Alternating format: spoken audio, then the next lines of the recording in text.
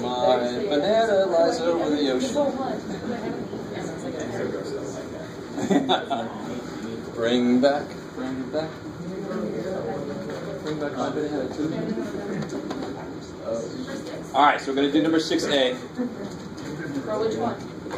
I think I need a copy of the practice test. For 6A? I do. I need a copy of the practice test. Okay, sure.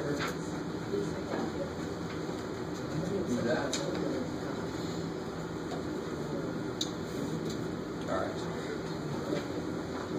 So we're going to do this around A equals 9. Why is that a better choice? 9 is the square root. I can do the square root of 9. And you kind of defeat the purpose if you don't choose a center that the function is well valued at. If the whole thing is trying to make a good approximation and you're using something where it's like a square root of 3 is your base thing, that's no good. I can't write that really nice and quick. And the square root of 9 is 3. Sweet, I can write that quickly. 3, done. So what are my steps for creating this Taylor series? What do I do?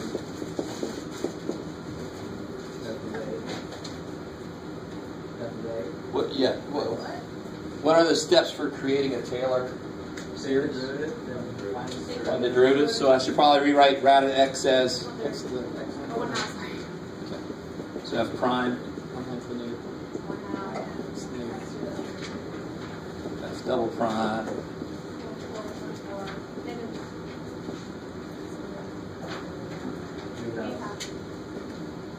Yeah. Triple prime.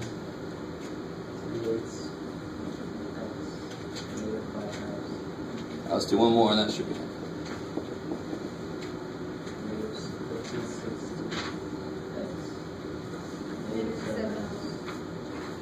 I like it. I didn't ask you to do this. I think I made a note on the answer key, but you guys see sort of a pattern here starting after the first thing? You see a pattern? Maybe not. I don't know. This is 1/2 minus 0. This is 1/2 minus 1/4. And taking out that alternating part. You guys see what I'm saying? This is 1/2 minus 1/8. This is 1/2 minus... Is it? No. So it doesn't quite follow the pattern. So back first. But it does follow... does it follow a pattern? I can't remember. Oh.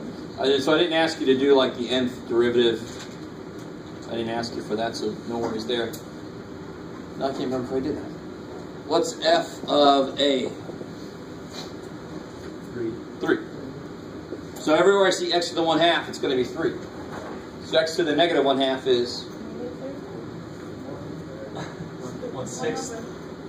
Is 1/3 times 1/2 is 1/6. So everywhere I see x to the negative 1/2,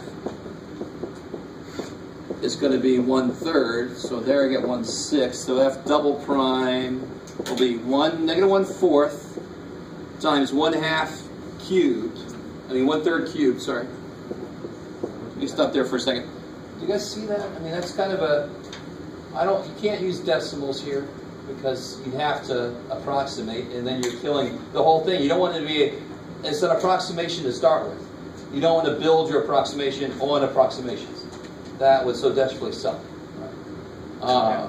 What happened to the square? Where am I at? It's negative 3 over 2, right? Yes. So the square root of a negative... What's x to the negative 1? What's a to the negative 1/2? Throughout everywhere. What's a to the negative 1/2? A is 9. 1/3. So everywhere I see x to the negative 1/2, it's going to become 1/3. So this is x to the negative 1/2 cubed. So that's 1/3 cubed. And put the coefficient up front. You guys, you don't have to do it this way. This is a really good way to do it. There are other ways to do it. Just do it. Yes? As far as changing a from 3 to 9, does that not affect the problem at all? It totally does. So I'm doing a different problem. And again, why would 3 be a bad choice? Because you can't take the cube. You can't take the square root of 3 and have it come out nice, right? 3 would be something I'd want to approximate. So maybe I could use a equals 4 to approximate what the square root of 3 is. So this whole thing is kind of in the background. We're saying we don't have a calculator. We're trying to be the calculator, right? Does that sort of make sense? And you're like, I do have it. No. Well, when you're approximating, that's nice for checking your answer, but it wouldn't actually help you get the real answer. So by hand, I want nice numbers. If I'm having to do this by hand, I have to have nice numbers. So we always want to make A something that when I plug it into my function, I get a nice output. Whole number, integer, some kind of nice output. At the worst, a rational function, rational expression. But when it's not nice, like practice problem, what do we do? That means that your teacher was high on medication and wasn't paying attention. So I was thinking ahead to what square root of A would be, and I put that down like it was A. Does that make sense? Yeah. So that was completely my fault. If that was the problem, it would make no sense. Taylor series, you don't use them like that. If you're trying to approximate things that are close to square root of 3, I'm going to use the closest nice number, which would be 4. Does that make sense? Yeah. Because then my expression would be built off of, at worst, fractions, which are rational. I never want to build them off of irrational things. That doesn't make any sense. They're the things I can't use by hand. So now I'm getting at worst fractions up here, so everything looks good. So what's this here? -1 over... 27 times 4. 108.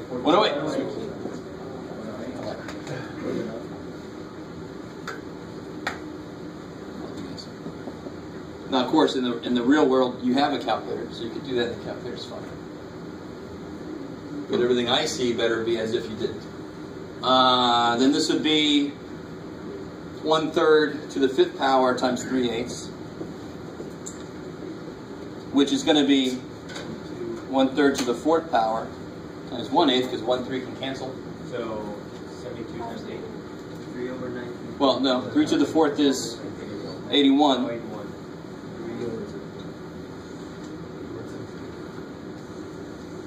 81 times 8.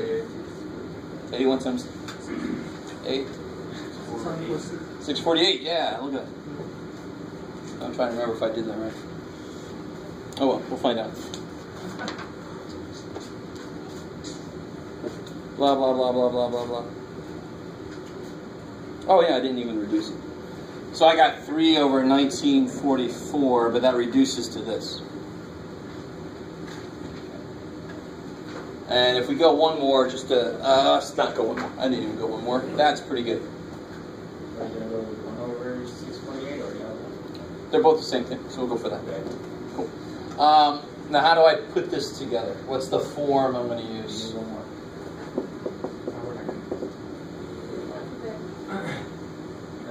F of A. Yeah, good. F of A.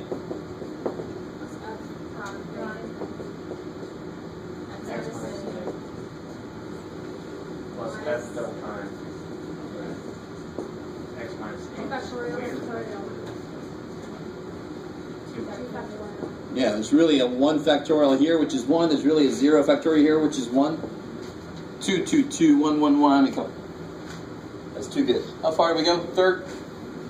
So then plus 3, 3, 3. All right, sweet.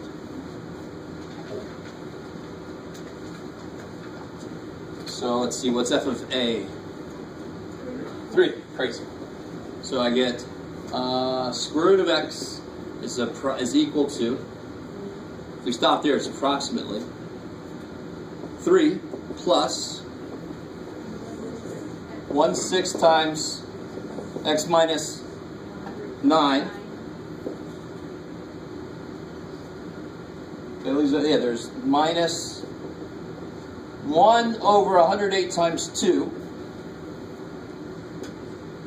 Is that cool? Right? 1 over 108, and then there's a 2 factorial down there, times x minus 9 splat, plus 1 over 648 times 6. 3,888. Oh, good. That's what I got.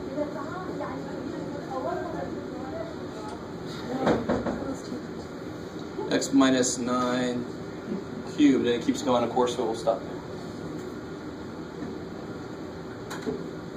So on the test, I will say, find the fourth, go out to the fourth element of the Taylor series for this or something. I'll be more specific about where to stop. You guys with me? Yes, sir? Actually, never mind. My answer looks up. I like it. Makes my job so much easier at times.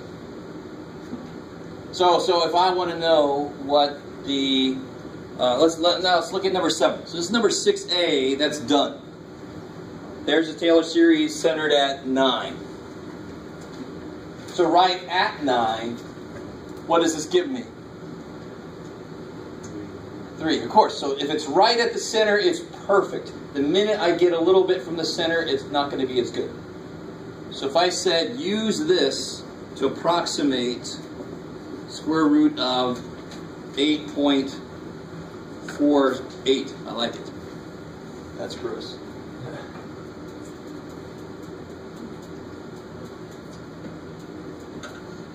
The nice thing here is my function is very simple, right? What does x have to be in here to make this? That, 8.48. If this would have been rad 2x, x would have had to be half of this. That would be my input, right? We talked about that last time. Got to be careful about what your function is and the value I'm asking you to evaluate it for, right? Yes, ma'am. So then would you plug that in for A throughout your Taylor series and just use the same? Not for A, you plug this in for what it is. You plug it in for x. Solve for X? No. Square root of something is approximately this. So square root of 8.48 is approximately 3 plus 1/6 times 8.48 minus 9, which is, what's 8.48 minus 9? 0.5. Negative 0.52. Minus 1 over 216 times negative 0.52 squared plus 1 over 3,888 times negative 0.52 cubed. So somebody help me out. You guys with me on that? You guys see that? Do that very quickly. I mean, once you evaluate this once, that's all you need to do because it's the same damn thing. It's just raised to the second power, third power. Right. Yes, ma'am. So it wouldn't be the square root of 8.48, it would just be 8.48? The function is the square root of x. Yeah. Okay. So the square root of x is approximately this. If I know what x is, well, x has to be 8.48. So I just plug it in. The farther we get from 9, the less further we get from our actual answer. Yeah, the further I get away from 9, the more terms I have to go out. Right? To be close to right. You guys with me? You want to change the 2.97 in the radical to 8.8? Yes, make it this, yeah. That was based off of my cold medicine-induced decision to make it 3 as the center, which didn't make any sense. Minor medication? Yes, we'll say that. So all that equals 2.91204. Oh, cool. So when you do all this, you get what now? 2.912045. And what do you get when you just plug this in your calculator? 2.912043956. 956. Yeah. So I just went out to where it changed. Damn, that's just way far. I think for any normal human, that's a pretty damn good approximation, right? So we probably didn't even have to go up to the third one. You guys kind of with me here? A little tiny bit? Tiny bit. All right. And do you see how the coefficients give me a clue? I mean, this is roughly, give it a try, Jeff. Sure, man. 0.00025 maybe? Yeah, 257. Yeah. So this, and this is going to be something smaller. 0.52 cubed is 0.00. So when you multiply all together, it's going to be way out to the 5th, 6th decimal place that this term is affecting. So somebody help me out real quick. What is just this piece? If you just add those 3 things together. Don't wait for Chris. Try to beat him. Come on. Chris, I'm trying to beat you, man. Can't let that happen. Calculator's giant. I've got a large calculator.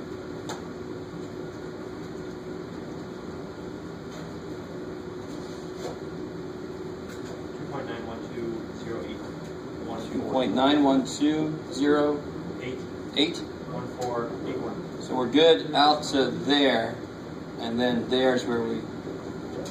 It's pretty good. So one more place got us to Two more decimals.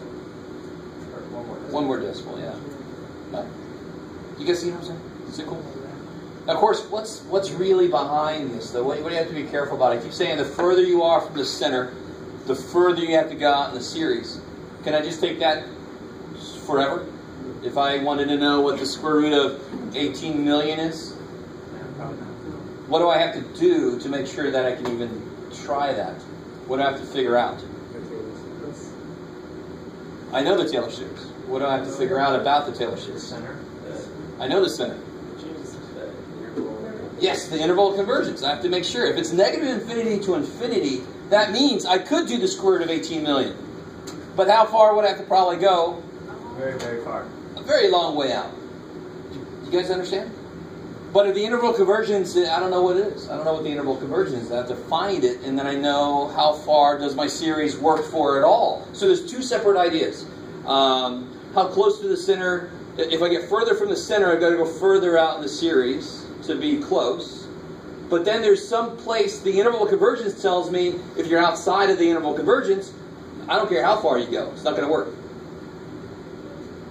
Do you understand the difference there? There's how far away from the center are you, but you have to still be within the interval of convergence for the Taylor series to make any sense in the first place for that. Is that understood? Why do we know the interval of convergence? All right, let's figure it out. How would I figure out this interval of convergence? What would I have to figure out that isn't necessarily easy? Find a series. I don't even have a summation form for this yet, do I? Yeah, so we have to figure that out first. 6. Does 6 go into 3888? I'm sure it does. 6, 4, 648? Yeah. Okay. It's interesting. So you see how this is in 6 times... Well, yeah, that makes sense because we multiplied that. Exactly. I didn't know how many times. 6 goes into 216. 36 times. 36, good. And then, so 36 times 36 is 216. 216 into 3888. Do you guys see what I'm doing right now? 18. I have to look for a pattern, so I'm hoping it's a simple pattern. 18? Oh, it's interesting. Shit, and then I have to go one more out. 9. You think so? It sounds like it would make sense. But I can't, I have to actually, I'd be awesome if it was, because then it seems like I should be able to tease together a summation form for this. Alright, cool. I'm not going to make you do that kind of thing on this problem. But do you understand? I would have to do that if I wanted to try to use this for things very far away from 9. But why would I do that? If I wanted to figure out the square root of 27, what would I do instead? What could I do? If I wanted to know approximately what the square root of 27 is. Yeah, I'd make the center what? 25. 25. It's crazy. Do you understand? I make the center 25, and then it would work for things close to 25. Okay. So doing all the, like, finding the interval convergence is pretty much just like busy work? No. It's completely necessary. I'm just right now just trying to figure out, do I want to take time doing that right now, or do I want to focus on the other problems on that practice test? And I think I want to do that instead. But in order to do that, I would go out one more place. I'd figure out one more derivative. I think we had it, and just to make sure that it is 9. And then I start to figure out. Well, let's see. If it was 9, what would my? So this is times. Well, this is like really. Well, this gets weird. I don't want to say this. All right, you ready? All right. Let me see. How I want to say this. That gets weird, or strange. All right, screw it. So it would be like x minus 9 to the n. That makes sense. So far, so good. Right. over, let's see if we can tease this out. So it's times 36 and then it's times 18. So it seems to be multiplying by half as much each time. Are you guys kind of with me? Mm-hmm. So let's see. This gets weird. Let's see. Let me do this. This is why I wasn't sure if I wanted to waste time doing this. Thank you. Yeah. But I mean, no. What's important is you start to understand what the next step would be. And I would want to take one more step just to make sure that our assumption is correct. And it seems like it might be. But then this step I have to figure out what makes sense for that step. 1 over 18. And you can't always tease out a pattern. Sometimes there just won't be a pattern that you can find. Well, based on the first to the second element, it's 3 Yeah, so this would be 1 over 1/3. So 1/3 times 18 is 6. So maybe it's times 36 times 18 times 36. Right. Who knows? So I don't know. I have to find that next value and see what it is. But this is me trying to tease together a pattern. And we've done this before. Tease together a pattern so I can write a general form for the nth term of the series. Then I can write the summation. Then I can attack it with ratio test. Right? And see what the interval of convergence would be. Craziness. All right, but that's beyond what I asked you to do in that problem anyway. Number 8. So page 762, you've got that table of series. I'm actually going to give you this table on the test. You don't have to memorize that table, thankfully. And it says use a Maclaurin series to write a series for this. And do you see why I underline in bold the word a? Yeah. Why did I do that? 1. Because what would suck if you try to put the series for sine and the series for cosine? What would you have to do? You'd have an infinite distribution problem, which sounds like some weird business problem, right? Where you have infinite customers. Really? Well, shit. I got a lot of money. Pay ahead of time. I can take care of any problem. Anyway, enough. So I don't want you to use 2 separate series. So of course, what do you do instead? Anybody? Does this screaming anything out to anybody? 2 sine x cosine x. That's a half angle for next. Sine theta. Sine. There you go. Double angle. So f of x. This is sine 2x. So what's the series for sine x? -1. Oh, The odds. sure. Yeah. So in summation form. N plus 1, right? Careful. 2 1 plus 1. But the alternating isn't the N plus 1. What's that? Nothing. Never mind. Maybe I can't remember.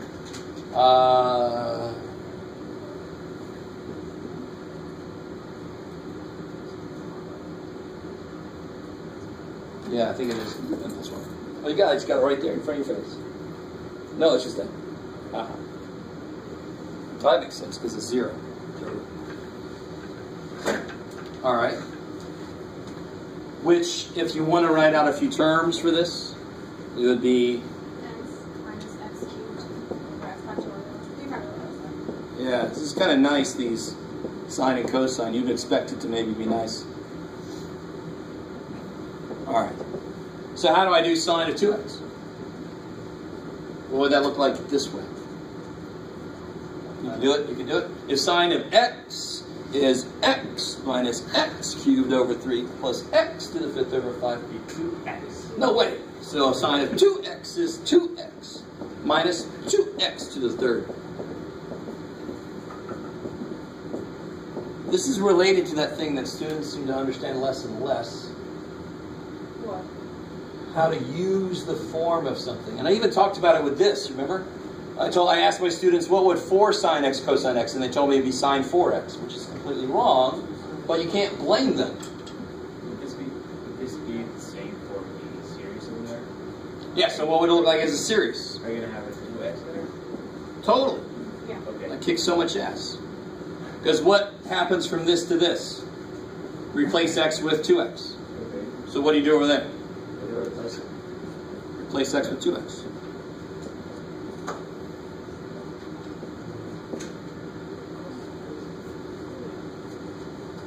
Exactly.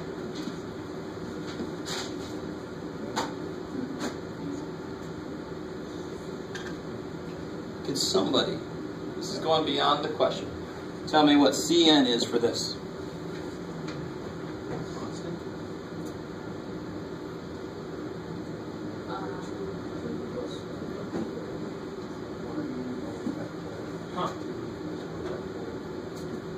Whatever. It's the denominator, right?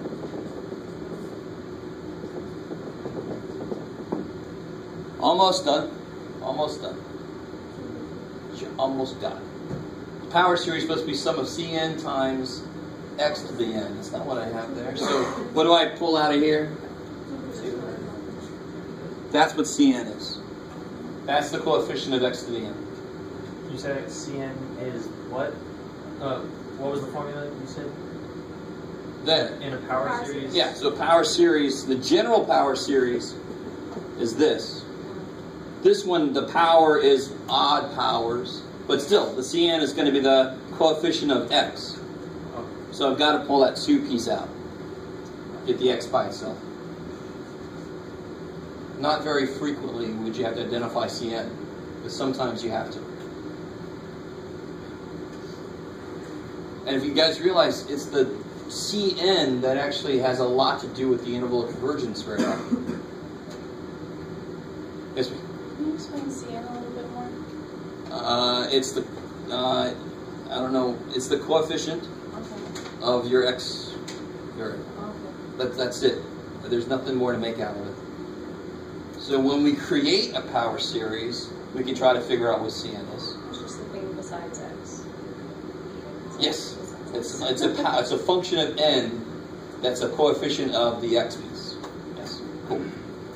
And I don't know if you remember, but that's how we figured out the Taylor series. We built all the c's part by part.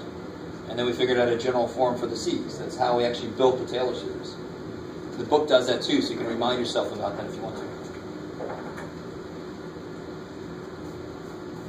Alright. So you would just have to stop here. That would be all I'd ask. You guys try part B, 8B.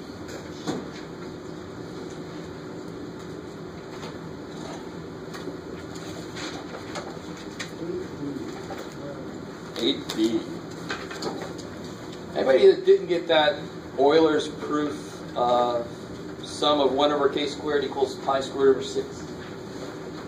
This is completely for your own amusement. Yeah, whatever level of amusement that would be. Sure.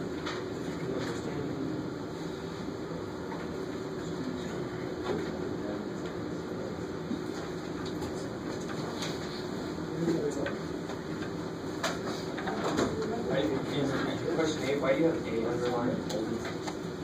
Again, it's because to keep you from hurting yourself. So like through part A, somebody could have put the series for sine and the series for cosine. But to get the answer, you would have had to carry out that infinite product. Okay. Does that make sense?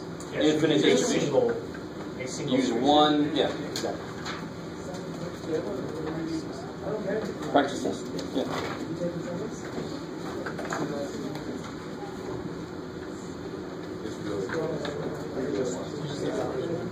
Practice test. No. The Euler's? No. This guy. Yeah.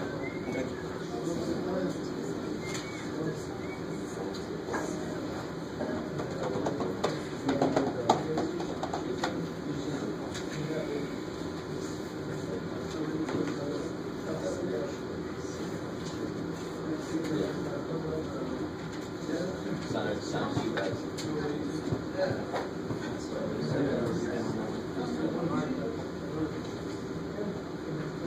So yeah, all over the sound.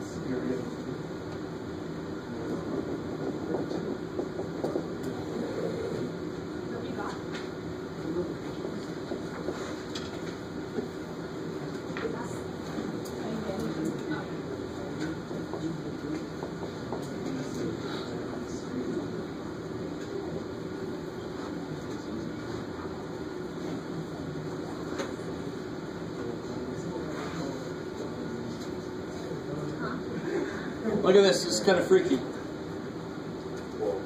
That is pretty. This is just a little less surprised, I guess, or something. This is over 2 plus 1. This is just over 2n plus 1. It's very weird.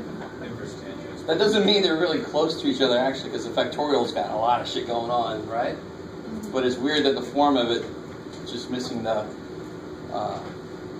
punctuation. Architecture must be pretty chill. Well, it's a 9. It's got a ceiling and a floor. It's not nice. We have 2 tests and then the final? No. Yeah, we have 2 more tests. Shit. And then the final? What? Oh, that was And my then the physics. final. I was like, okay. Yeah. You want more grades. Yeah. If you don't know that, then you're crazy. You want Oh, more. I know. I told you about that one class where I had the only grade was the oral final exam. No. They put us each in a room. It was my quantum, it was what we called prenatal quantum. It was like different levels of quantum mechanics. This was like the undergrad level. But he put each of us in our own little room, own little cell, gave us a problem and said, "I'll be back." And then we walked around and we're like, and the lady next to me, she's a really good friend of mine, she had a nervous breakdown. Seriously, she just started, and I'm like, and he's like, "Just keep working." Oh my God, it was horrible. It was a little extreme. So that's the only grade. That was it. We did all this shit. He's like, "Nah, it matters. It's just the fun." You get an A? I'm crying. That's so awful. I passed. I got a good grade. I can't remember if it was an A. I felt really happy when I got it. Although at that point, I think, you survived. You got a shirt. You failed, but you got a shirt. Right. All right, so this one says create something for this. Is that right? Yes. So how do I build that? Here's a really funky thing. On the top here, you can put, what would the top look like? What would tangent inverse 3x?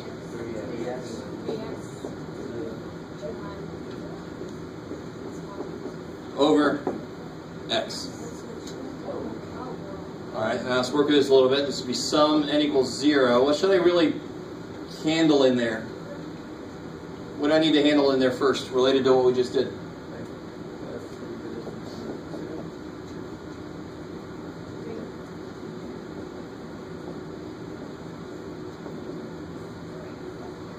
So to divide by x, I really just have to... No. Well, multiply by what? 1 over x. Good. So you lose an x, right? Is that all right? You lose an x, right? Because it was divided by x, so I lose an x. Is that good? I guess. So I did that. Then I decreased the power on my x by 1 because I'm divided by it. It's awesome. So if I would have said to do this instead, I would have done that and increased the power on my x by 1.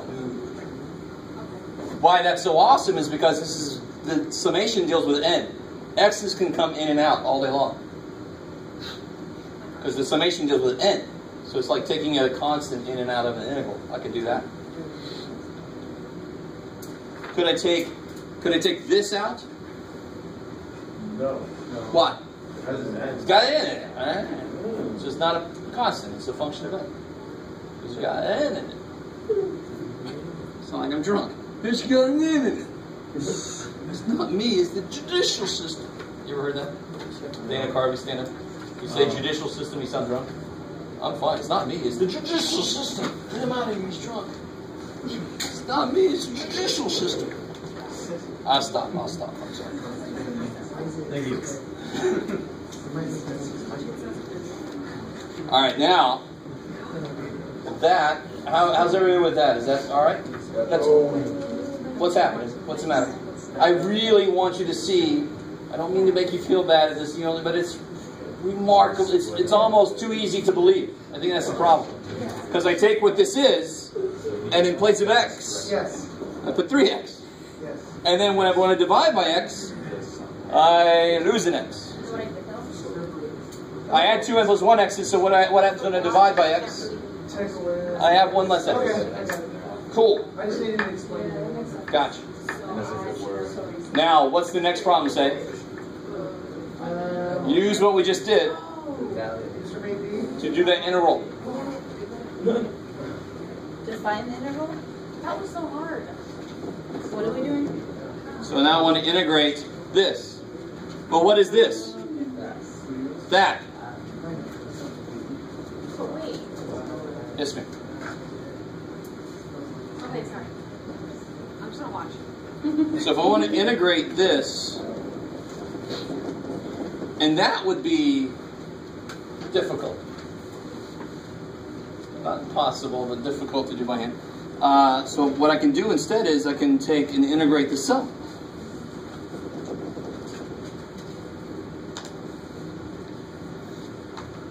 Yeah.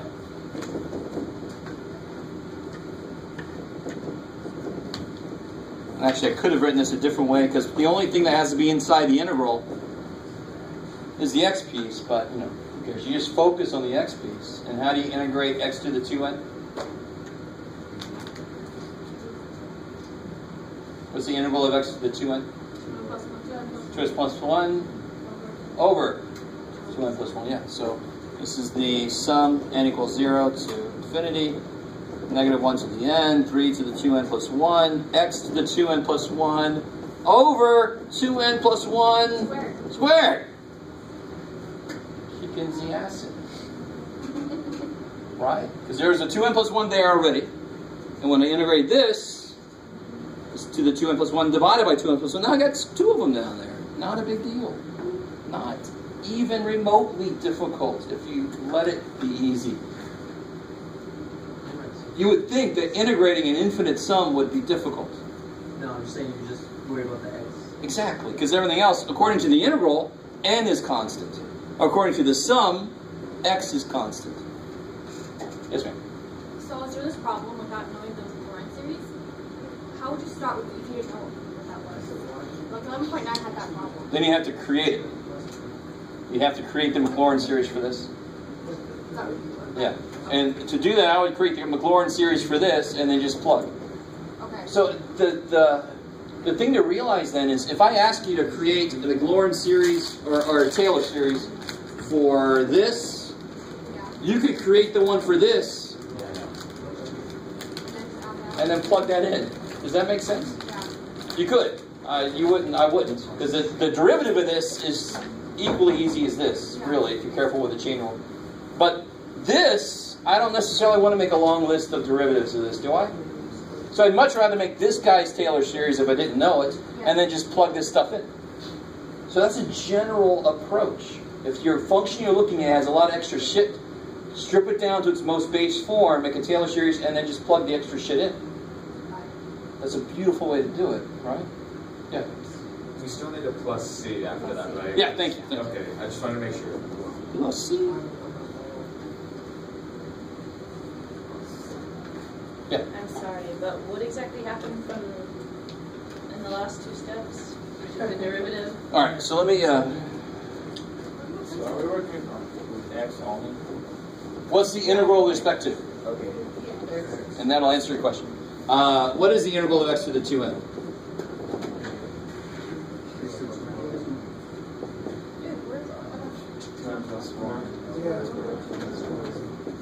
Yeah. Right? The first integral rule we learn, right? Now I get it. The first integral rule we learn is the opposite of the easiest derivative rule we know, right? Because everything else is not. You get it? So constant, constant, constant. Oh shit. So this became this. It's so easy. I don't know how to do it. I appreciate it. So like I said, I could have written, from this step, I could have said sum n shit out here, integral x shit in there, right? And just really, really focus on the x piece, because that's the only thing the integral has to do anything with. This whole thing is a constant. For every single value of n, this is a constant. Is this So the integral doesn't care about that. The Cn becomes important? No, not here yet, no. No. Because look, how important was it? I just shoved it out of the way. That's what I'm saying. So what it really is not important at all. Yeah. So this is not an example where CN becomes important. Yeah. For the x integral, why isn't it 2n? It totally is. Where? Like the 2n. What is it? Let's just. Like I mean, you just wrote 2n. Why isn't it? Oh, here? Yeah. Oh, from this step to this step, we divided by an x. So it was x to the 2n plus 1, but then we divided 1x away. So going into the integration, it was x to the 2n. Cool. The more you know. Yes? On the practice test, did you say that we're changing the value under the square root of number 7? Yeah, number 7 was 8.48, right? We did the square root of 8.48, that estimation. Yes, so right now you might want to change that so later you won't freak out. Number 7, I take it from 2.97, I made it 8.48. So it would match up with changing number 6a to be a equals 9. Right. Yeah. 4. Say again? 8.48? Yeah. Thanks. Is there anything you'd like to replace either 4 or 5 with? Oh, yeah, 4 and 5 are almost repeats, and I realized, I don't know. You have to excuse me. I was taking quite a few cold meds just to make it through the day, and then the whole weekend was lost on me. But the only difference from 4a to 5a is, for some reason, the bottom of 4a is 3 to the 1 plus 3n, and the bottom of 5a is 3 to the 1 plus 2n. I bet it felt really So in the answer key, I just did number 4, and number 5 be the same thing, basically. Same idea, right? So I just did number 4 on the answer key. What's more important is the process, not the specific numbers. Did you do number 5 here? The answer key? Yeah, so I chose to do number 4 instead. Yeah. Can we just do a problem from the homework as well? Sure. On 11.9.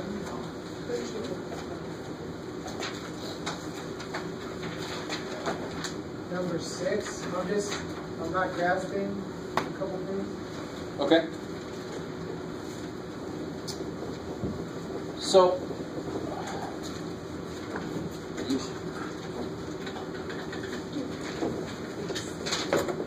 it's always weird, these kind of prompts. You know this form, you know this is become the right thing. It's that. Right? So if I can put it in that form, I can write it like that. And what's important about this form is it's 1 over 1 minus some function of x. So if you have 1 over, let me just turn this around, 10 plus x, right? That is very close to the right form. But you're supposed to have what here? 1. A 1. Well, I'm grasping this part. So I got a 1 over 1 minus negative 10. Well, where'd the 10 go then?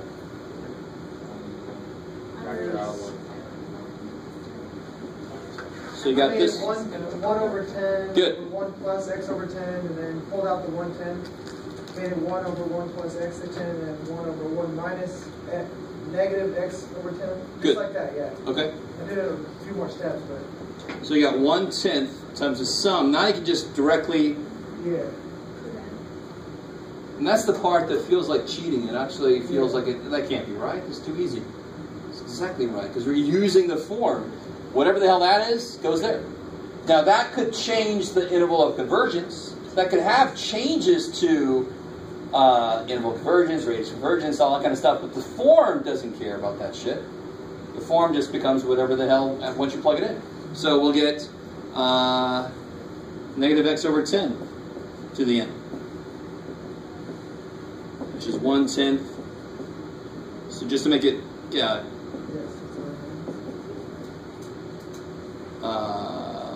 we're going to have, well, screw it.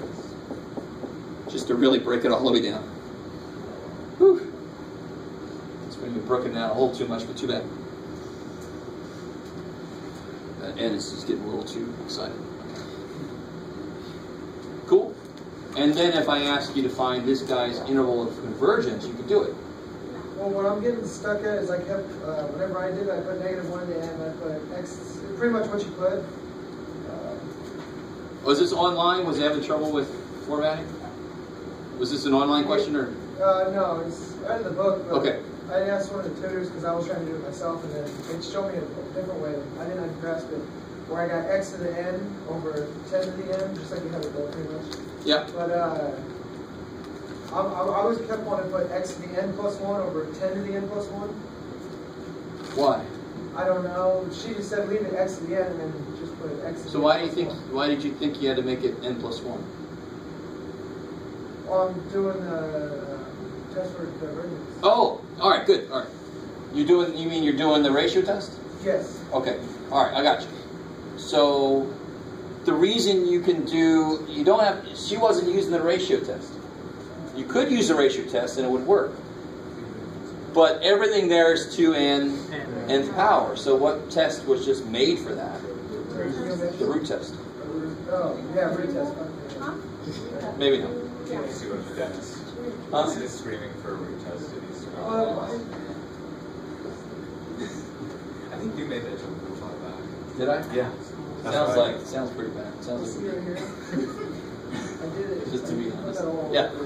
You can make it x to the n, 10 to the n plus 1, right? X to the n over 10. Oh, sure, yeah. But I wouldn't.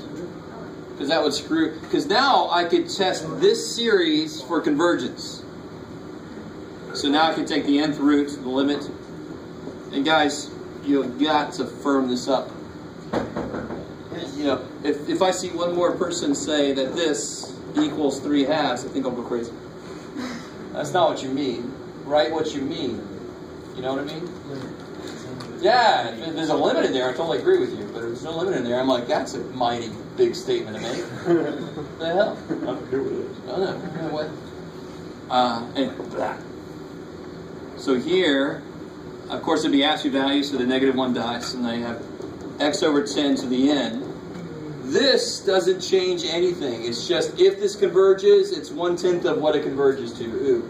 The test I'm doing is on the actual series I have left behind. That's why I wouldn't bring that 1/10 back in. Because then the nth root can just kill the other 10 n tenths. Alright, so here you get what? You get absolute value still because of the x. What do you get?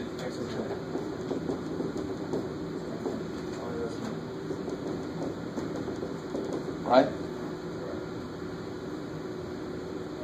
I like it. So by doing that, it actually increased this guy's, who remembers this guy's interval convergence? It's the geometric series basically. So the interval convergence was from -1 to 1. Now I've increased its interval convergence by a factor of 10. I like it. It's kind of nice. Yes, ma'am. Can we do 18? 1.9?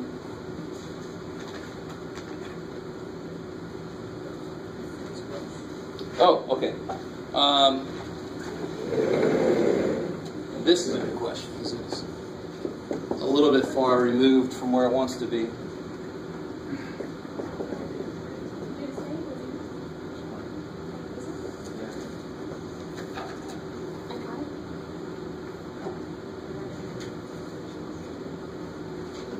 So what I did sure. was, okay, this is wrong. I took the x over 2 cubed out of that. Right. Can we do that? Okay. I'm left with 1 over 1 minus x squared. X over 2. 1 minus x over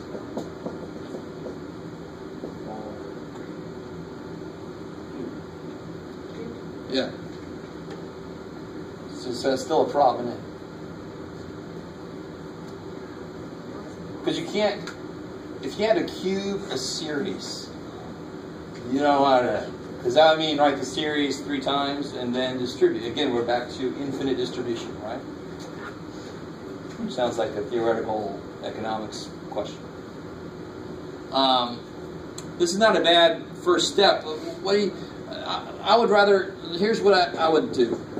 And this is the first thing I thought of. So if you take x cubed out, I'm going to worry about the 1 over 2 minus x a little bit later. What can I do from here? And actually I can make this, you know, it's basically not that far away from. So it's x cubed times 1 over 2 minus x cubed. Now, how is this related to 1 over something minus x? I guess it's really either way you could do it, but I just, internal fraction thing kind of freaky. So let's do this. What's the derivative of this? And again, so we can write it like this, right?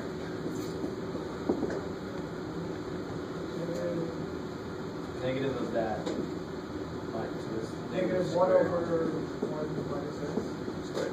And what's the second derivative of that? Positive 1 over Positive 2.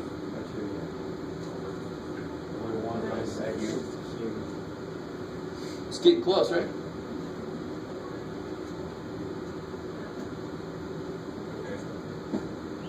So, okay.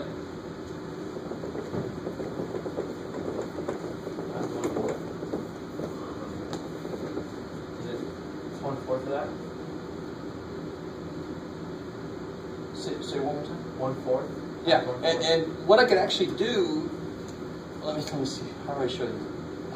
If I would have started with 1 over 2 minus x, I can find the series representation for that pretty easily, right?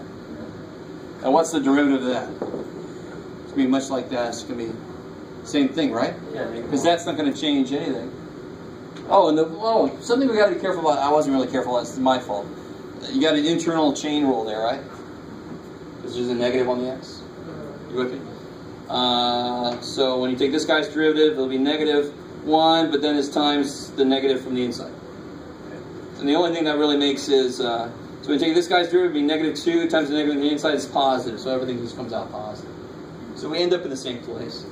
So if I would have started with this instead, I would take 2 derivatives. So this will be, it'd be 1 over 2 minus x squared. Derivative, which would be 2 over 2 minus x cubed.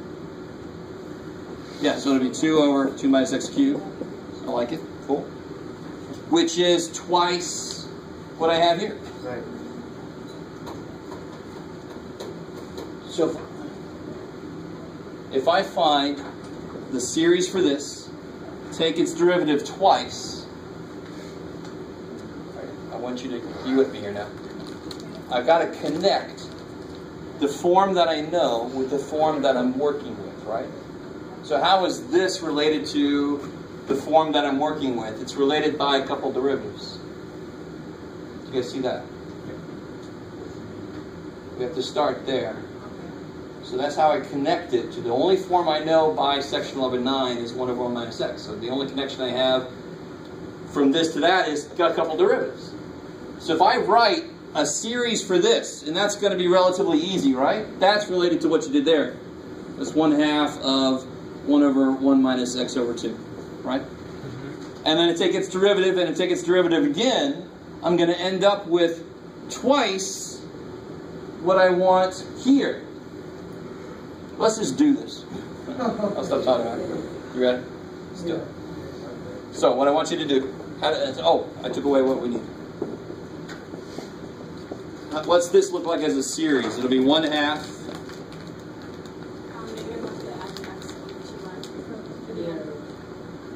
Wait, where are you coming? Oh, sorry. Not going to be negative. X over 2 to the end. Yeah, x over 2 to the end. Cool. Alright, that's not too bad, right? We'll stop there for a second. You're doing going, right? You're doing going, or? Yes. So I'm making a series for this, because then what do I do to that series to make it match up with the function I'm working with, I take two derivatives. Two.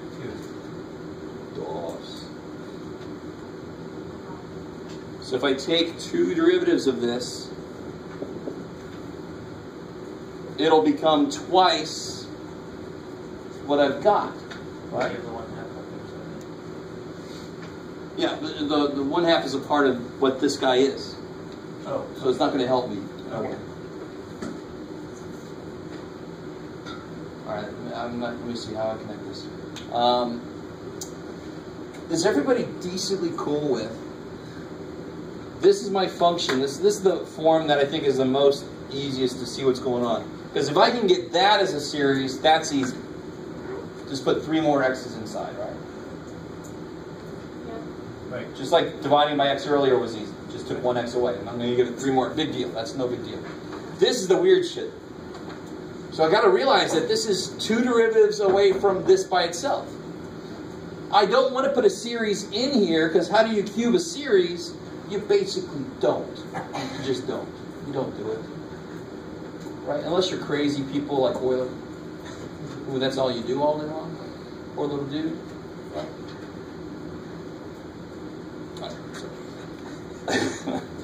So if I take a couple derivatives of this, and I guess what I could do right here, well, screw it. You could take half of both sides and have a 1/4 there, so don't worry about it too. It all depends on what you do. But what did I have to do to finish the connection?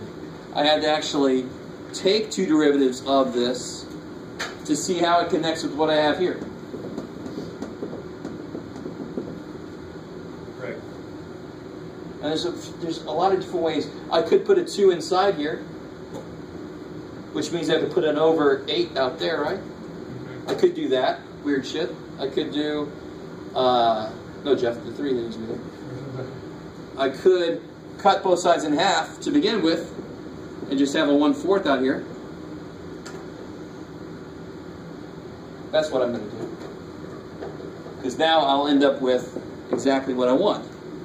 So I'm taking derivatives of a series for this function to get it to be the series for this function, which is a part of what they're asking me. But what you had to start with was, what connects what they asked me about with what I know? A couple derivatives. Example number 7 is going the other way. You had to integrate to get connected to the function. That was the arctangent, and it's the integral of 1/1 plus x squared. Let me see if they do a weird one.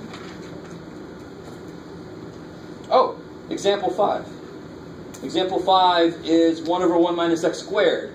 So this is like one more step on top of example 5. Example 5 differentiates 1/1 minus x. So that's exactly this. That's exactly this. So how do you take this guy's derivative? Drop down here.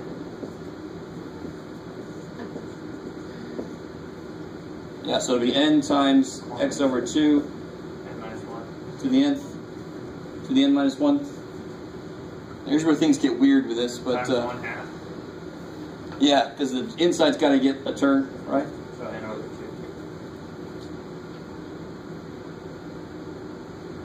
And you do it again. Right. Let me make sure everybody's with me. Why are you times divided up? No, watch. I really want you guys with me. Now watch. Because what rule comes into effect? What's being raised to the nth power? X over 2. The inside function is x over 2. It's got to get a turn, right? Now watch. And stay with. Couldn't I write this? I still have one more derivative to go, right? And then stay with me. Desperately try to stay with me. And you're like, that's all I freaking do all day long.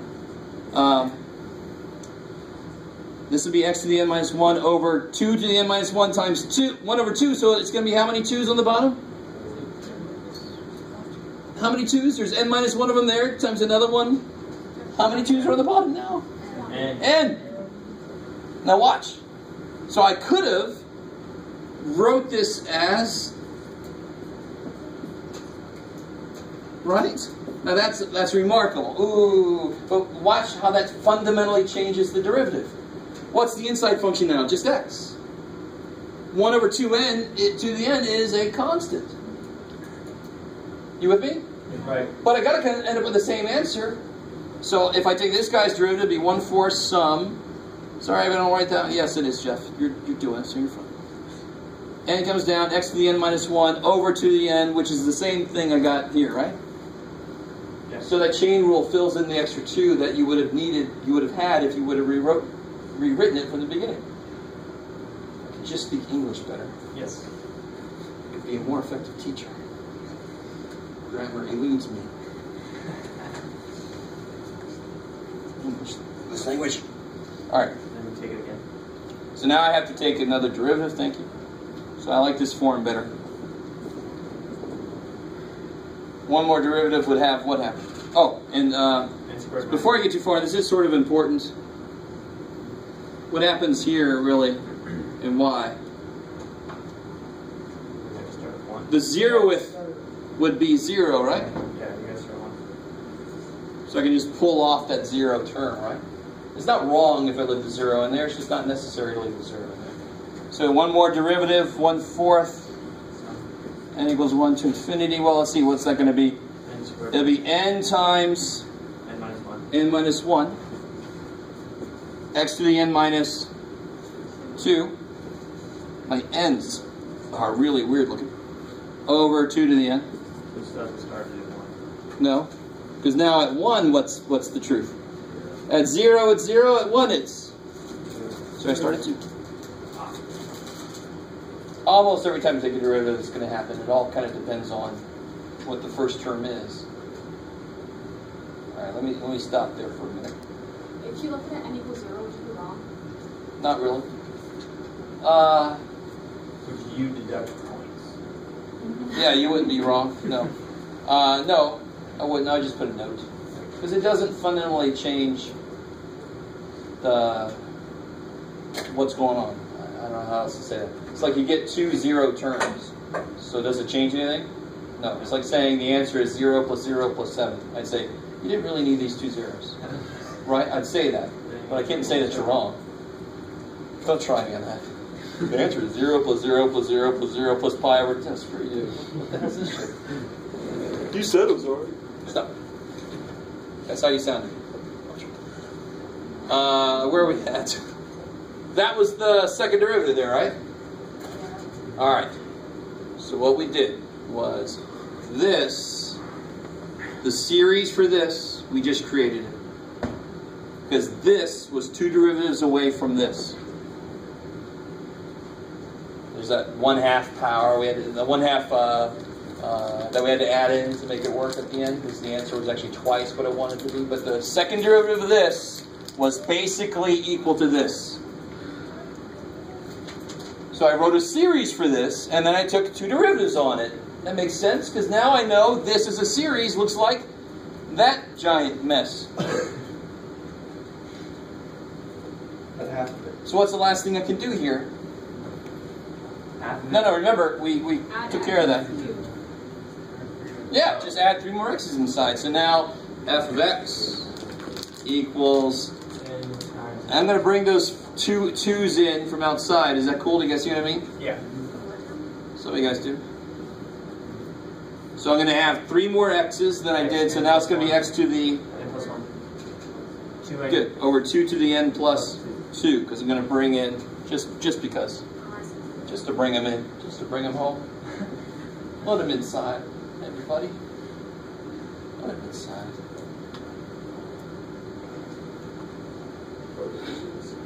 Huh? Poor little dudes. One more time, if n minus 2 went to n plus 1, how would you do that? Oh. This is this. So then I multiply that by x cubed, so that x's go up by 3. Sweet.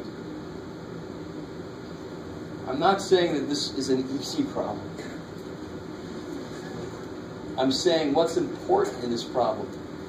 The important thing is whatever function you're given, how does it relate to the function that you know? It relates through two derivatives, right? That's the important thing. Now, if you did a lot of this work right and you just got tripped up on a 1/2 or something weird, that's not going to bother me that much. What's important is that you understand how to start attacking the problem. Right? If you forget a 1/2 or you do some little technical thing wrong, you don't change the indices, nobody's going to die. Not here. Maybe in your job, whatever job you take, people might die. So by then, you better be pretty damn good at it. Why did he have to die? I forgot to change my head.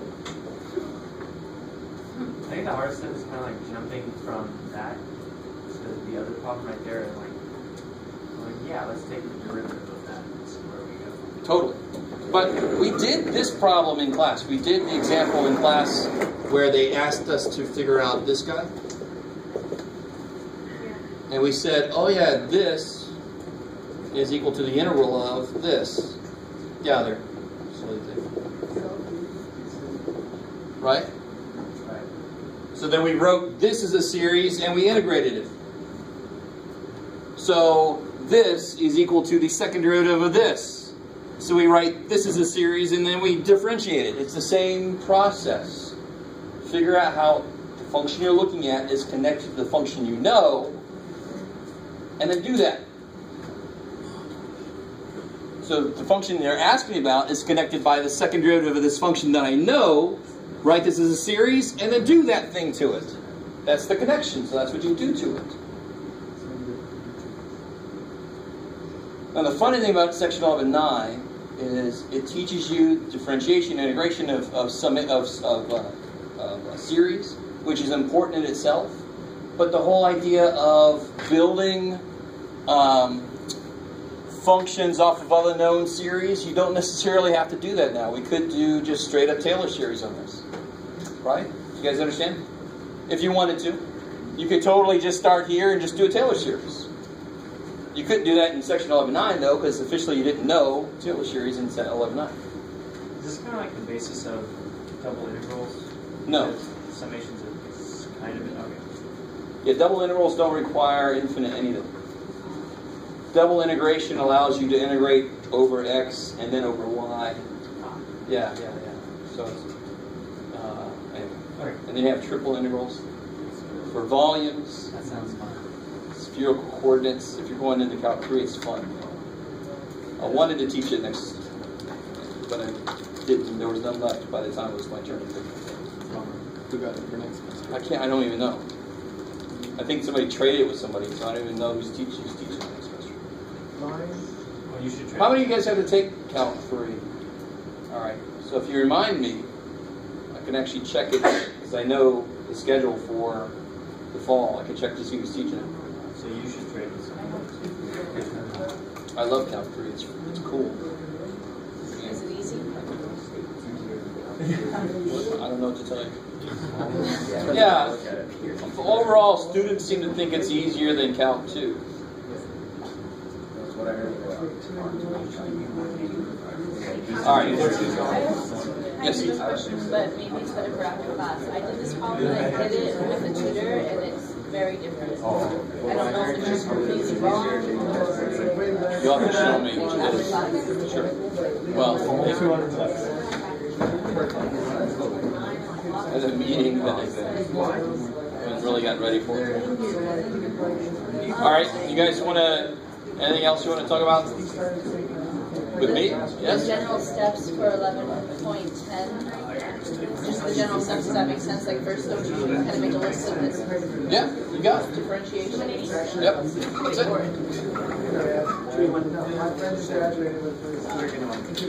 I mean, guys, if you had to summarize the steps for Taylor series, so I have a function I want to make a Taylor series for. On your center.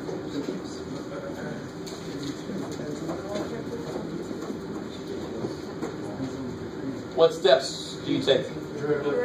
Yeah, so you make your f prime, f double prime, f triple prime. At least go out to the fourth or whatever I tell you to. Plug it in. And then plug, yeah, so this is the first thing you do. The second thing is you evaluate each of those at A, because these are pieces of the coefficients, the CNs. These are pieces of that in your Taylor series expansion. Right? Plug into the general form. And then the general form, do you guys know it yet? I memorized it. Look at you. So everybody's sitting near her. FA. Yeah, so f of x is f of a. We had this up here earlier, so just let it. Now watch. How many derivatives have I taken? 0. 0. So it's 0 factorial times x minus a to the 0. Right? Which is 1. And then it's that same thing repeated forever. It's almost too easy. So I take the first derivative, it's the first factorial, it's the first power, and the second derivative, second factorial, second power. It's almost too easy to trust. It's almost too easy to trust. No, that can't be it. Brain? Not English. Yeah, nice slow. And then after that, you do the ratio test too, or no? What's that? Sorry? Do the ratio test after? If you want to find the interval of convergence, you have to write the summation form for this and then use the the ratio test. Summation form is the 1 over 1 minus a. Only if it's something that's relatively easy to see the pattern for, right? Right. I mean, because the patterns can get really difficult to tease out. And sometimes they're actually impossible. Believe it or not, sometimes they are actually impossible to tease out. Yeah. The summation form is 1 over 1 minus x. Or no? The summation form. Oh, no. So be careful. Why? That's separate. That's specifically for this, I guess. Is that what you're talking about? This is equal to 1 over 1 minus x. Whatever x is. So that's what you mean when you say find the summation form. Use that. No.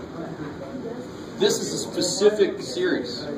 This is a power series that leads to this is a very specific series. This is the series that works for this function. So if your function was this, you would come out with this series. So if you had this function and you started doing this process, you guys with me? If you did this process for this function, you would end up with this series. Believe it or not. Because if x is 0, what's this? Yes, 1. And what's the derivative? We just did this earlier. What's the derivative? 1 over 1 minus x squared, right? Because the negatives cancel. And what's 1 over 1 minus x squared if x is 0? Holy shit. So every single derivative in the function is 1 at 0, right? You guys with me so far? Yep. So then each one of these would be 1. Yep. Cool. And then you can just fill in the rest. I don't know. So if you start with this and you expand it around a equal to 0, you will end up with this series. It's kind of nifty.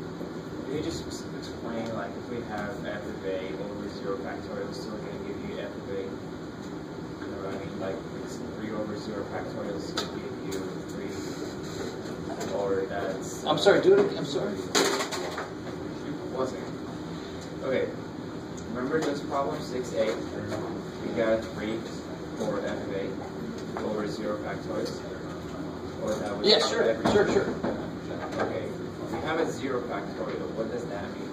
0 factorial is 1. Okay. Not the definition, because 0 factorial is related to the number of ways you can choose no items. Okay. And how many ways can you choose no items? One. One way. I choose nothing. There, I've done it.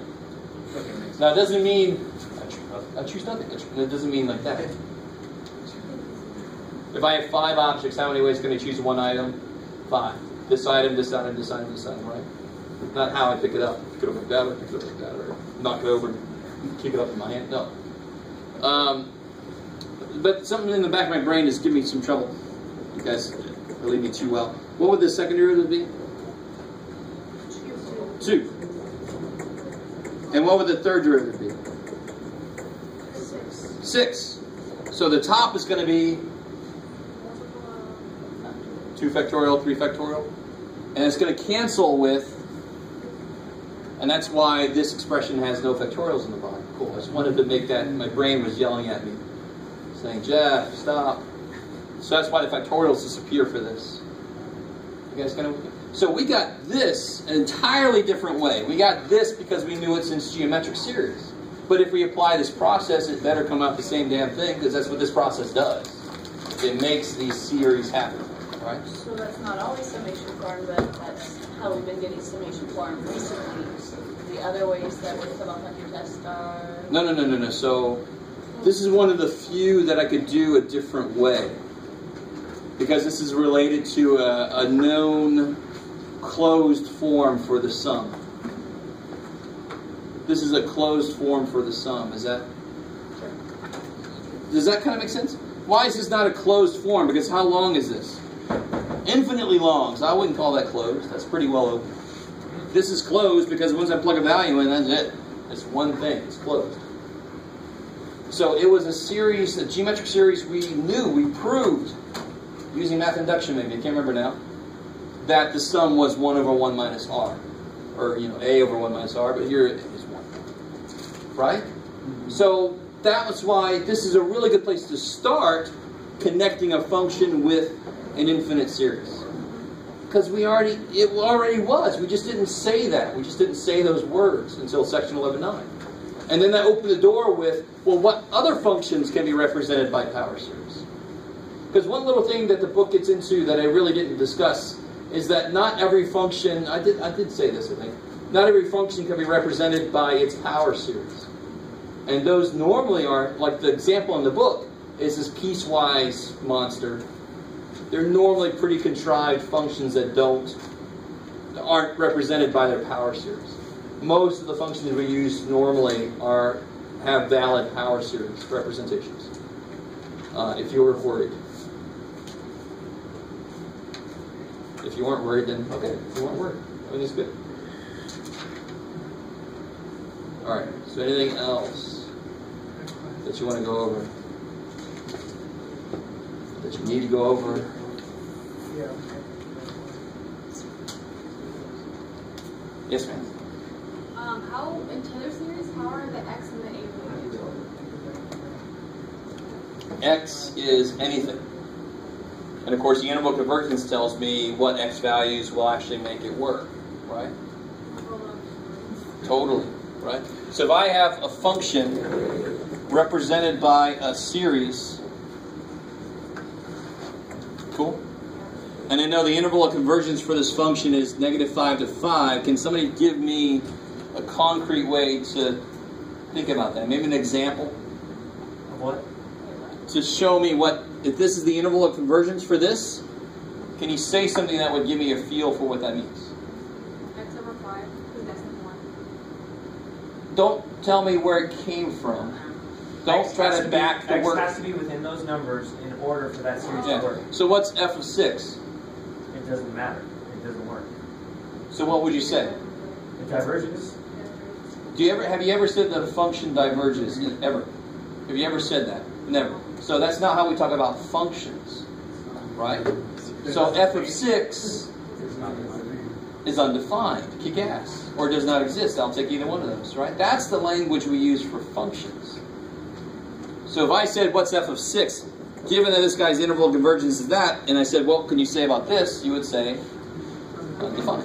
Does not exist. Either way you want to say it, right? Does that make sense? Because this is this function's domain, really.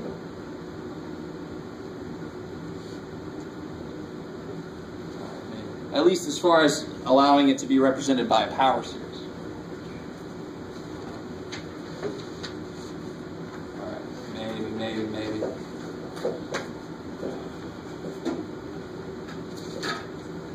So this power series would not converge for that. So if I'm trying to use this to represent the function, it would not exist at 6.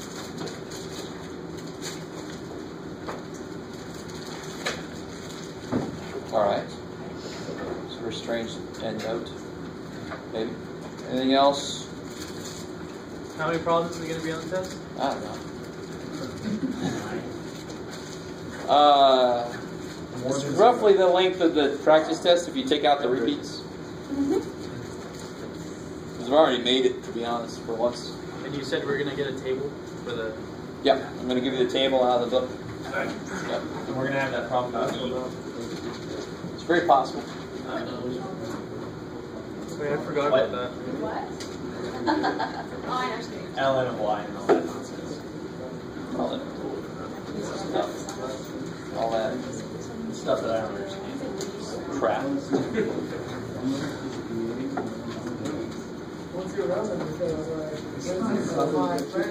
Are we good? What's up? Anybody have any questions? Trust me, man. I'm not ready for my 2 o'clock meeting. I can use some time. That's my question. What's up? Can you teach couch right next to us? Just switch with somebody. I can't. Sorry, man.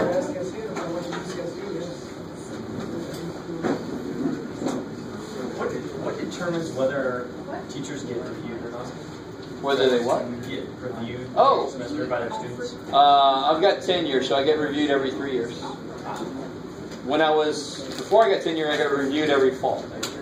The rules have changed recently so that if I teach something I haven't taught before, I have to be evaluated no matter what. And that's for adjuncts and full-timers. How does that affect your job? I feel that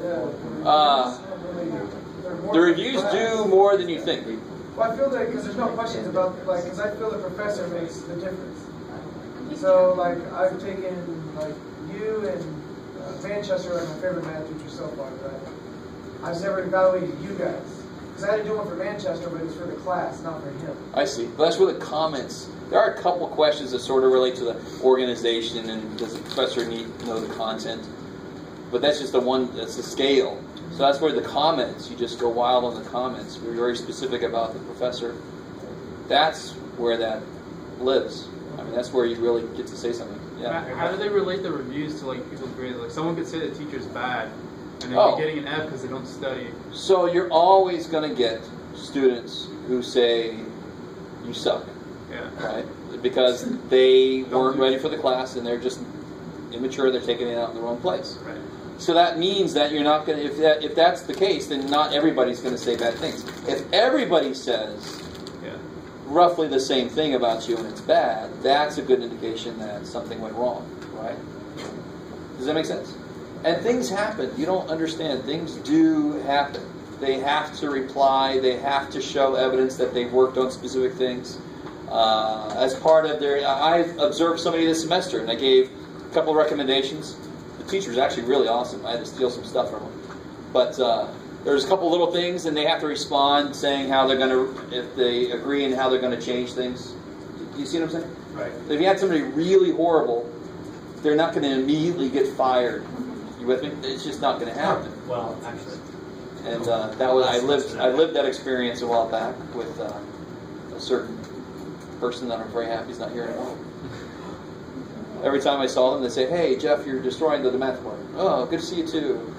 They didn't like me because I evaluated them. I said, "This is not good," and then forever after, I was a horrible person.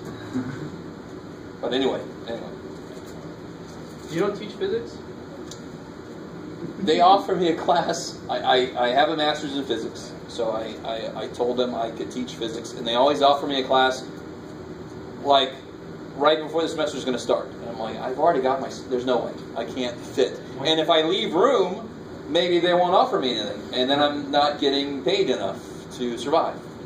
Yeah. So I'd love, oh man, I've taught physics just once, almost sort of twice, but that was sort of as a TA, and that's awesome. I love physics is math you can touch and see. It's awesome. Was it like the beginner physics or like intro to physics or whatever? It was like calc based, the first calc based. So it's and actually I think I got it through electromagnetism. So I think this is the second calc based year. So anyway, that kicks so much ass. Can you not ask them for one when you? Of course I can, but I'm not really a member of the physics department, so they have to offer it to all their adjuncts, which is totally the way it should be. Right. But because that's the way it is, I can never leave room for it, so I never can teach. How early do you guys pick your schedules for the next semester? Like we picked it February, and that's actually for the whole next year. Oh, for spring And also? trust me, it has to be, because then once they get all the departments' schedules, then they have to work rooms and shit out. It's insane. So you have to be kind of way ahead of the game to make sure it's going to work out. Yeah. Have you ever taught discrete math or linear? Discrete is one I have never taught, and I need to teach that because I miss it. It was awesome. That's where you learn encryption and stuff, and you learn Euler maps and stuff. That sounds scary. Do you teach linear and differentials next semester? At State? No. Linear and diffq were taken. Mike Lines. He's still ahead of me, but next semester he goes to the bottom of the picking list, so maybe I can finally get diffq or something. I know at State he teaches calculus. Manchester? He only does a couple of them. What I did on 18.